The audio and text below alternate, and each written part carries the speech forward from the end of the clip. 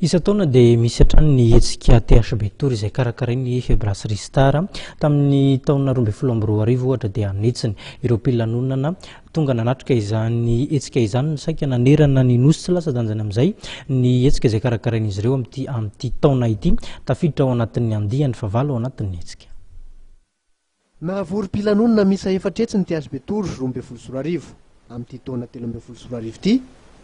Dia tsy ho latsaky izany ireo mpilanonana hovorina mandritra ny andiany fahavalo amin'ny THB Tour izay hosatarina ny Antsirabe ny 3 Martsa hatramin'ny voalohan'ny volana Aprily avy izao, hoy ny ekipa mpikarakara avy amin'ilay Brasserie Star.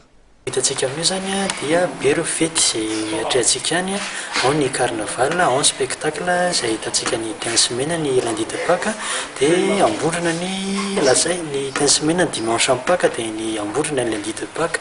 Izy koa ireo stand misa eo amin'ny zato eo zany stand izay varotra ireo produits star sy tsakitsaky izay ahafahan'ireo tsirairay manala anohanana sy hetaheta zany rehefa tonga any. Anamarika ity THB Tour 2024 ity ny carnaval lehibe izay ho tanterahana eo amin'ny Allée des Banques ao Antsirabe hatrany. Iendrika fifaninana ity carnaval ity ka hotolorana lela vola amin'ny tetina valo hetsy ariary sy amboara ireo ekipa telo mendrika indrindra. Hitety amin'ny Mahajanga, Atsiranana, Tomasina, Ambatolampy ary Antananarivo ihany koa ny ekipan'ny THB Tour izara lanonana sy fifaliana.